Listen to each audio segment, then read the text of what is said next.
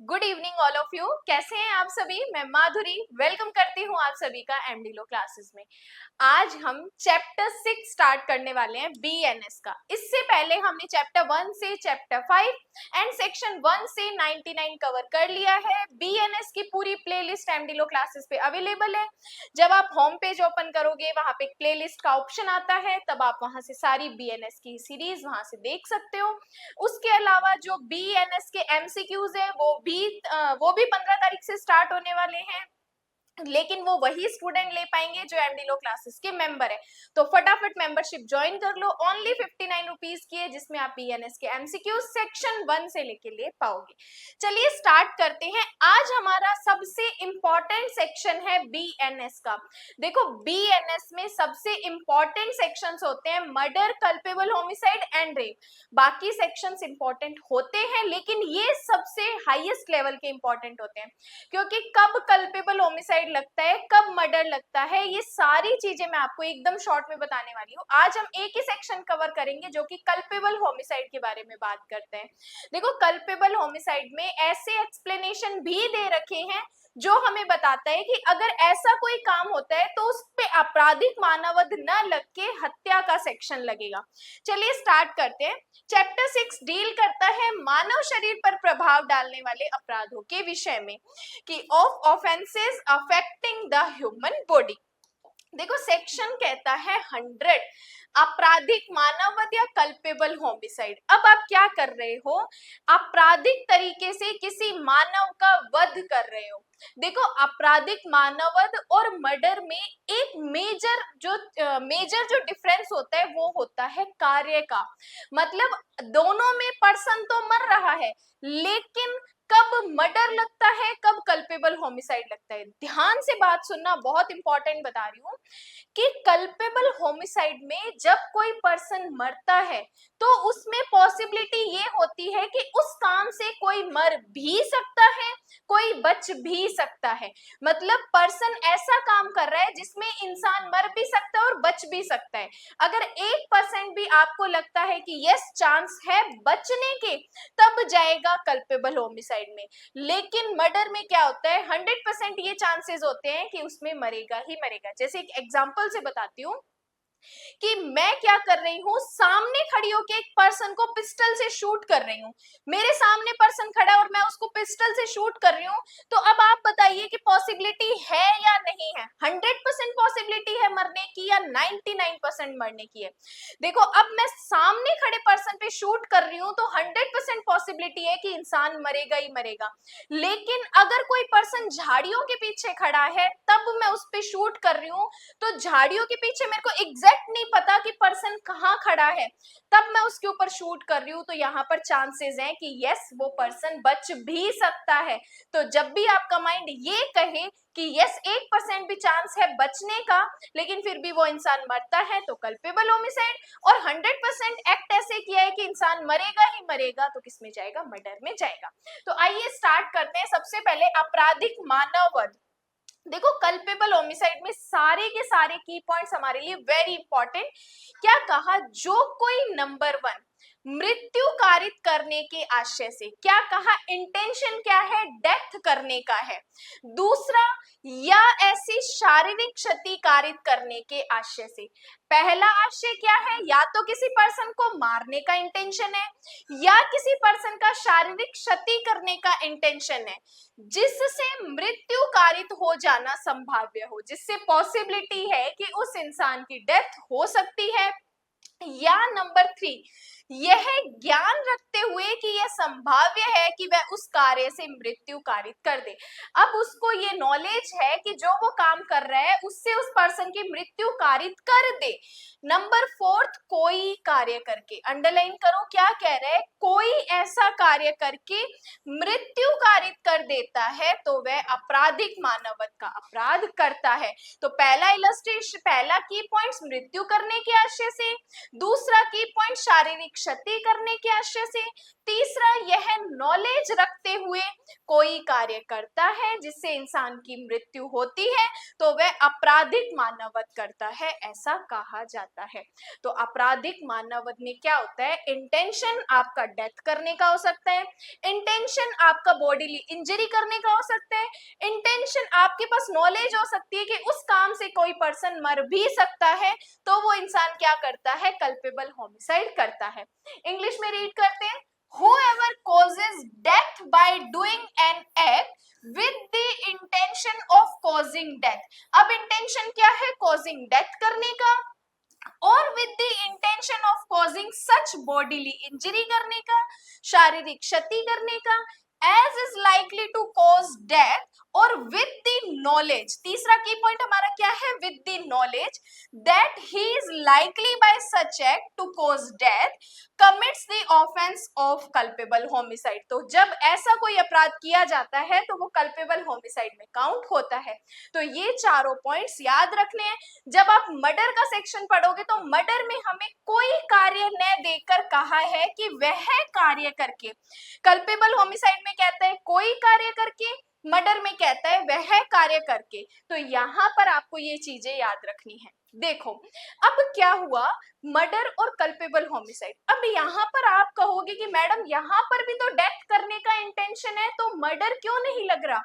देखो माना किसी पर्सन का डेथ करने का इंटेंशन है, लेकिन उसने काम कैसा किया है, उसने कार्य कैसा किया है, क्या कार्य इतना संगीन किया है कि वो पर्सन मर ही जाएगा। अगर कार्य इतना खतरनाक या भयंकर किया है कि इंसान की डेथ होना 100% तय है, तो मर्डर में जाएगा।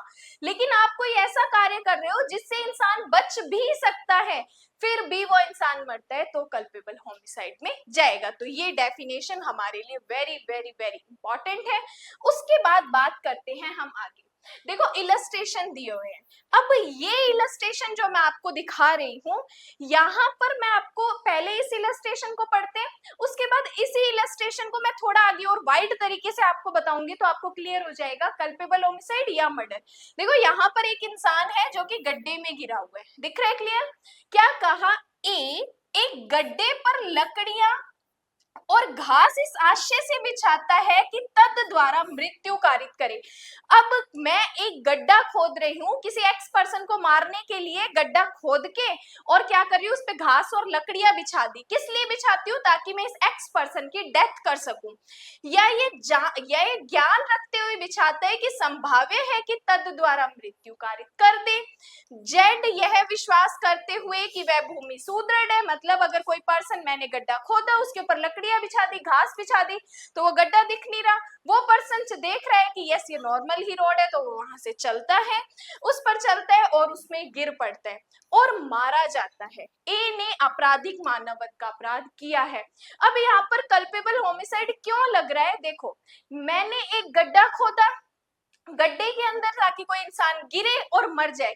अब आप बताओ कि गड्ढे के अंदर कोई इंसान गिरेगा तो 100% ये पॉसिबिलिटी है क्या कि वो मर ही जाएगा।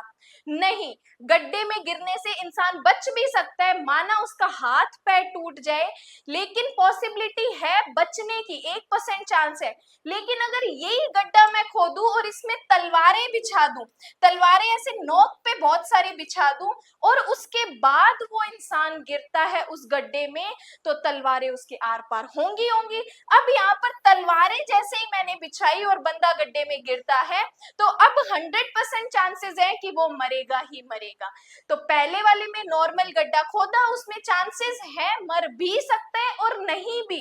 लेकिन सेकंड वाले में अगर मैं उसमें तलवारें बिछाती हूँ, तो 100% ये चांसेस है कि इंसान उसमें गिरेगा तो मरेगा ही मरेगा। तो सेकंड वाले में मुझे मर्डर के लिए लायबल किया जाएगा और फर्स्ट वाले में कल्पेबल होमिसाइड के लिए लायबल किया जाएगा। तो इसलिए यहाँ पर गड्ढे खोदने से कल्पेबल होमिसाइड का ऑफेंस लगता है। उसके बाद बात करते हैं नेक्स्ट इलस्ट्रेशन। देखो नेक्स्ट इलस्ट्रेशन थोड़ी सी अच्छी कोशिश की गई है आपको समझाने के लिए। पहले इलस्ट्रेशन पढ़ते हैं, उसके बाद इस पिक्चर के माध्यम से समझते हैं।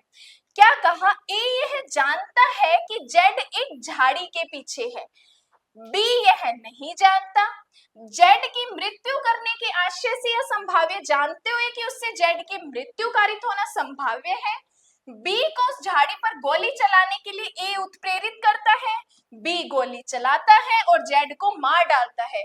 यहाँ यह हो सकता है कि मैं किसी भी अपराध का दोषी न हो, किंतु ए ने आपराधिक मानवत का अपराध किया है। अब देखो समझो, यहाँ पर दो पर्सन खड़े हैं, यहाँ पर दो पर्सन खड़े हैं। ये बाद वाला जो पर्सन है बी, ये जानता है कि यहाँ पर एक पर्सन छुपा हुआ है, लेकिन ये जो ए नामक पर्सन है ये नहीं जानता कि यहाँ झाड़ी के पीछे बी नामक पर्सन है। दो पर्सन दिख रहे हैं, जो पीछे वाला पर्सन है वो जानता है कि यहाँ पर ये जेड पर्सन जो है झाड़ी के पीछे छुपा हुआ है, लेकिन ये वाला पर्सन जो शूट कर रहा है इसको नहीं पता कि ये पर्सन यहाँ पे छुपा हुआ है। पीछे वाला पर्सन इस आगे वाले पर्सन को अबैट करता है कि तू झाड़ी के पीछे गोली चला, क्योंकि पहले के टाइम में जैसे शिकार करते थे वैसे ये इसको तो पता है कि ये यहाँ पे है, लेकिन इसको नहीं पता। इसने बी ने क्या किया, ए को अबैट किया कि गोली चला। अब इसने गोली चलाई तो ये बंदा यहाँ पे मर जाता है। अब यहाँ पे इस ए पर्सन को तो किसी भी अपराध के लिए लायबल नहीं करेंगे, क्यों? क्योंकि इसको तो ये नहीं पता था कि ये पर्सन यहाँ पे है, लेकिन इस वाले पर्सन को कल्पेबल होमिसाइड के लिए लायबल ठहराएंगे। अब देखो यहाँ पर कल्पेबल होमिसाइड इसलिए क्योंकि झाड़ी के पीछे ये छुपा है, तो निशाना चूक भी सकता है। निशाना जरूरी नहीं है कि 100% लगेगा ही लगेगा। अब इसका निशाना लगता है और ये पर्सन यहाँ पे मारा जाता है, तो इस बी नामक पर्सन ने जो इसके पीछे है इसने कल्पेबल होमिसाइड किया और इसने किसी प्रकार का कोई अपराध नहीं किया है, तो इसलिए ये इलस्ट्रेशन कहते हैं कल्पेबल होमिसाइड। नेक्स्ट इलस्ट्रेशन कहता है ए एक मुर्गे को मार डालने और उसे चुरा लेने के इंटेंशन से उस पर गोली चलाकर बी को जो एक झाड़ी के पीछे है मार डालता है, किंतु ए ये नहीं जानता था कि बी वहां पर है। यहाँ यद्यपि ए विधि विरुद्ध कार्य कर रहा था, तथापि वह आपराधिक मानवत का दोषी नहीं है, क्योंकि उसका आशय बी को मार डालने का या कोई ऐसा कार्य करके जिससे मृत्यु कारित करना संभाव्य है, मृत्यु कारित करने का नहीं था। समझते हैं इस पिक्चर के माध्यम से। ये मान लो ये पर्सन इस गेट के पीछे या विंडो के पीछे खड़ा है, ठीक है, इसको नहीं पता कि ये जो पर्सन है ये इस विंडो के पीछे खड़ा है, इसको इस बात की नॉलेज नहीं है। ये क्या करता है, इस मुर्गे को पकड़ने के इंटेंशन से मुर्गे पर गोली चलाता है ताकि वो इसको पकड़ सके और ले जाए। अब यहाँ पर ये जो गोली है मुर्गे को लगने की बजाय ये जो विंडो के पीछे पर्सन खड़ा है इसको लग जाती है। अब इसका इंटेंशन इसको मारने का था क्या? नहीं था, लेकिन यहाँ पर मुर्गे को मारने का इंटेंशन था। माना कि मुर्गे को मारना एक इलीगल काम है, वो आगे की बात है। यहाँ पर हम सिर्फ कल्पेबल होमिसाइड की बात कर रहे हैं। ये पर्सन गोली चलाता है मुर्गे पे, लेकिन ये गोली जाकर इस पर्सन को लग जाती है। यहाँ पर इस पर्सन को हम लायबल नहीं ठहराएंगे। क्यों नहीं ठहराएंगे? क्योंकि इसका आशय इसको मारने का नहीं था, ना ही इसे किसी प्रकार की नॉलेज थी कि वो पर्सन इस विंडो के पीछे या गेट के पीछे छिपा है। ये मारना चाहता था इस मुर्गे को, गलती से गोली लग गई इसको, तो इसलिए इसे ना तो कल्पेबल होमिसाइड के लिए ना ही मर्डर के लिए लायबल ठहराएंगे। भले ही इसे कोई इलीगल काम करने के लिए, किसी जानवर को मारने के लिए दोषी ठहरा सकते हैं, लेकिन कल्पेबल होमिसाइड के लिए इसे लायबल नहीं ठहराएंगे, क्योंकि कल्पेबल होमिसाइड कहता है कि आपका इंटेंशन डेथ करने का होना चाहिए, आपका इंटेंशन शारीरिक क्षति करने का होना चाहिए, आपके पास नॉलेज होनी चाहिए कि आपके काम से कोई पर्सन मर सकता है, तब आपके ऊपर कल्पेबल होमिसाइड लगेगा। तो ये तीसरा इलस्ट्रेशन भी हमारे लिए वेरी इंपॉर्टेंट है। उसके बाद बात करते हैं एक्सप्लेनेशंस की। इसमें 3 स्पष्टीकरण बताए हैं। पहले के 2 स्पष्टीकरण हमें बताए हैं कि आपका काम कब कल्पेबल होमिसाइड में ना जाके डेथ में, मर्डर में जाएगा, और थर्ड वाला इलस्ट्रेशन हमें 3 चीजें बताता है, कब आपका ऑफेंस मिसकैरेज का है, कब आपका ऑफेंस आपराधिक मानवत का है, और कब आपका ऑफेंस मर्डर का है। तो चलिए स्टार्ट करते हैं। एक्सप्लेनेशन 1 ध्यान से समझिएगा। एक्सप्लेनेशन 1 में आप लिख सकते हो कब हत्या मानी जाएगी, कब हत्या मानी जाएगी, कि वह व्यक्ति जो किसी दूसरे व्यक्ति को, जो किसी विकार, रोग या अंग शैथिल्य से ग्रस्त है, शारीरिक क्षति कारित करता है और तद द्वारा उस दूसरे व्यक्ति की मृत्यु त्वरित कर देता है, उसकी मृत्यु कारित करता है, यह समझा जाएगा। मतलब कि आपको पता है कि कोई ऐसा पर्सन जो किसी बीमारी से, रोग से, विकार से, अंग शैथिल्य से ग्रस्त है, उसके बावजूद भी आप उससे ऐसा हमला करते हो जिसमें आपको इसकी नॉलेज है कि उस काम से या उस अटैक से वो पर्सन मर सकता है, तब आपने ऐसी बॉडीली इंजरी की, उसके बाद वो पर्सन मरता है, तो आपने कल्पेबल होमिसाइड ना करके आपने क्या किया है, मर्डर किया है। जैसे आपको पता है कि एक एक्स नाम का पर्सन, उसके माइंड की जो नसें हैं वो खराब है, अगर उस पे थोड़ी सी भी चोट लगती है तो ये उसके लिए बहुत ज्यादा रिस्की हो सकता है। अब आपकी उससे दुश्मनी थी, आप ये सोचते हो कि मैं उसके दिमाग पे वार करता हूं, बाद में ये बोल दूंगा मुझे नहीं पता था, लेकिन जब आपने उसके दिमाग पे वार किया और आपके वार से वो इंसान थोड़े दिन बाद, 1 या 2 दिन बाद मर जाता है या ऑन द स्पॉट मरता है, तो अब आपको मर्डर के लिए लायबल ठहराया जाएगा। क्यों? क्योंकि आपका इंटेंशन क्या था, उस पर्सन को मारने का था। तो एक्सप्लेनेशन 1 कहता है कब आपका काम कल्पेबल होमिसाइड में ना कि मर्डर में काउंट होगा। कि explanation, a person who causes bodily injury to another who is laboring under a disorder, disease or bodily infirmity and thereby accelerates the death of that other shall be deemed to have caused his death। तो क्या समझा जाएगा कि उसने हत्या की है, ऐसा समझा जाएगा। देन आता है एक्सप्लेनेशन 2।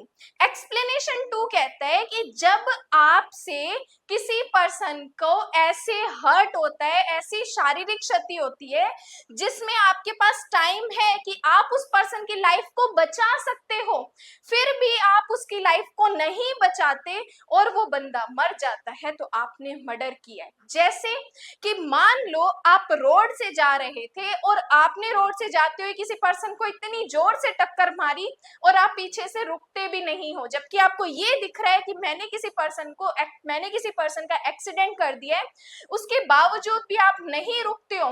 बाद में पता चलता है थोड़े दिन बाद कि उस पर्सन की हत्या हो चुकी है, तो अब यहाँ पे हम आपको मर्डर के लिए लायबल ठहराएंगे। लेकिन अगर आप वहां पर रुक के उस पर्सन को प्रॉपर ट्रीटमेंट दिलवाते हो, उसका इलाज करवाते हो, तो शायद आपको मर्डर के लिए लायबल नहीं ठहराया जाएगा, क्योंकि अगर उसे ट्रीटमेंट दिलाया जाए तो शायद वो बच सकता है। तो ये कहता है सेकंड एक्सप्लेनेशन, जहां की शारीरिक क्षति से मृत्यु कारित की गई है, पहले आपने ऐसी बॉडीली इंजरी की है जिससे डेथ हो गई है, वहां जिस व्यक्ति ने ऐसी शारीरिक क्षति कारित की हो उसने वह मृत्यु कारित की है, ये समझा जाएगा यदि उचित उपचार और कौशलपूर्ण चिकित्सा करने से वह मृत्यु रोकी जा सकती थी। अगर आप उसे ट्रीटमेंट दिला देते तो शायद उसकी डेथ को प्रोटेक्ट किया जा सकता था, लेकिन आपने ट्रीटमेंट नहीं दिलवाया और उस शारीरिक क्षति से वो पर्सन मरता है, तो आपने मर्डर किया है। Where death is caused by bodily injury, the person who causes such bodily injury shall be deemed to have caused the death, although by restoring to proper remedies and skillful treatment of death might have been prevented। अगर उसकी death को रोका जा सकता है proper treatment से, अगर आपने नहीं दिलाया उसको ट्रीटमेंट जबकि आपके पास टाइम था, आप दिलवा सकते थे, नहीं दिलवाया, बंदा मरता है, तो आपको मर्डर के लिए लायबल ठहराया जाएगा। तो ये दोनों एक्सप्लेनेशन 1 और एक्सप्लेनेशन 2 कहता है भले ही इनको हमने कल्पेबल होमिसाइड में बताया है, बट अगर आपका कार्य ऐसे में आता है तो आपको मर्डर के लिए लायबल ठहराया जाएगा। फिर बात करते हैं थर्ड एक्सप्लेनेशन। थर्ड एक्सप्लेनेशन हमें 3 बातें बताते हैं। 3 बातें समझना जो मैं आपको समझा रही हूँ, उससे आपका एक्सप्लेनेशन थर्ड क्लियर हो जाएगा। पहला कहता है कि अगर आप किसी माँ के गर्भ में किसी बच्चे को मारते हो तो वह आपराधिक मानववध नहीं है। यस, हमें पता है, क्योंकि माँ के गर्भ में बच्चे को मारना दैट इज कॉजिंग मिसकैरेज, क्या है ये, गर्भपात कारित करना है। दूसरा कहता है कि जब कोई बच्चा माँ की वॉम्ब से अभी बाहर आ रहा है, मतलब उसका एक भाग माँ के गर्भ से बाहर निकल आया है, अगर आप तब उस बालक को या शिशु को मारते हो तब आपने कल्पेबल होमिसाइड किया। और तीसरी बात, जब बच्चा माँ के गर्भ से पूरा बाहर आ गया है उसके बाद आप अगर उस बालक को मारते हो, शिशु को मारते हो, तो आपने मर्डर किया है। ये तीनों बातें हमें इसमें बताई गई है कि माँ के गर्भ में स्थित किसी बालक की मृत्यु कारित करना मानववध नहीं है। क्यों नहीं है? क्योंकि माँ के गर्भ में बालक को मारना ये गर्भपात कारित करने का अपराध है। किंतु किसी जीवित बालक की मृत्यु कारित करना आपराधिक मानवत की कोटि में आ सकेगा यदि वे उस बालक का कोई भाग बाहर निकल आया हो। कोई भी एक पार्ट अगर जब माँ के गर्भ से बालक का बाहर निकल कर आता है तब आप उसे मारते हो तो कल्पेबल होमिसाइड होगा। यद्यपि उस बालक ने श्वास नहीं ली हो या उसने पूर्णतः जन्म नहीं लिया हो, और अगर पूर्णतः जन्म ले लिया हो, पूरा जन्म ले लिया बच्चे ने, उसके बाद मारते हो तो मर्डर के लिए लायबल ठहराया जाएगा। The causing of the death of a child in the mother's womb is not homicide, क्योंकि ये क्या है, कॉजिंग मिसकैरेज का अपराध है, but it may amount to culpable homicide to cause the death of a living child if any part of that child has been brought forth. क्या किया, अगर उस बालक का एक भाग भी बाहर आ जाता है तब वो कल्पेबल माना जाएगा, दो द चाइल्ड में नॉट हैव बीन ब्रीदेड और बीन कंप्लीटली बोर्न। अभी वो भले ही पूरा जन्म नहीं लिया है, एक भाग बाहर आया है, तब मारते हो तो कल्पेबल होमिसाइड लगेगा। तो ये कहता है third explanation, very very very important हमारे लिए। चलिए उसके बाद बात करते हैं कि सेक्शन 100 में हमने क्या पढ़ा है। सेक्शन 100 कहता है कल्पेबल होमिसाइड के बारे में, आपराधिक मानववध के बारे में, कि कोई कार्य करके जो मृत्यु करने के आशय से या शारीरिक क्षति करने के आशय से ज्ञान रखते हुए कि उस कार्य से मृत्यु कारित कर दे, अगर कोई कार्य करके मृत्यु करता है तो वह आपराधिक मानववध के लिए लायबल होगा, तो वह कल्पेबल होमिसाइड के लिए लायबल होगा। तो ये सारे की पॉइंट्स आपराधिक मानववध के लिए आपको याद रखने हैं। उसके बाद जो हमने पढ़े थे 3 एक्सप्लेनेशन, पहला एक्सप्लेनेशन कहता है हमें कि अगर आप उसको प्रॉपर ट्रीटमेंट दिला सकते हो, नहीं सॉरी, पहला एक्सप्लेनेशन हमने पढ़ा कि आप ये जानते हुए कि वो किसी बीमारी, रोग या शैथिल्य से ग्रस्त है, उसके बाद आप उस पर अटैक करते हो और वो बंदा मरता है, तो क्या किया, मर्डर किया। सेकंड कहते हैं कि आपने ऐसी शारीरिक क्षति कारित की जिससे अगर आप उसे प्रॉपर ट्रीटमेंट दिलाते तो शायद बच जाता, लेकिन आपने ट्रीटमेंट नहीं दिलाया, उसके बाद वो मरता है, तो मर्डर किया है। तीसरा एक्सप्लेनेशन कहते हैं कि माँ के गर्भ में बच्चे को मारा तो गर्भपात का ऑफेंस, अभी बालक पूरा बाहर आया नहीं है, एक हिस्सा भी बाहर आया तब मारते हो तो कल्पेबल होमिसाइड लगेगा। तो ये पूरा सेक्शन कल्पेबल होमिसाइड के बारे में मैंने आपको बताया, इलस्ट्रेशंस जो मैंने आपको अच्छे से समझाए। ये वीडियो अच्छी लगी हो तो फ्रेंड्स के साथ शेयर कर दो, लाइक कर दो, एंड अगर कोई भी प्रॉब्लम या कोई भी क्वेश्चन आपका है तो आप कॉमेंट्स ड्रॉप कर सकते हो, एंड अगर पूरा आपको समझ आया तो भी कॉमेंट ड्रॉप कर दीजिए, मैं समझ जाऊंगी कि अब कल्पेबल होमिसाइड का पार्ट आपका क्लियर है। And thank you so much.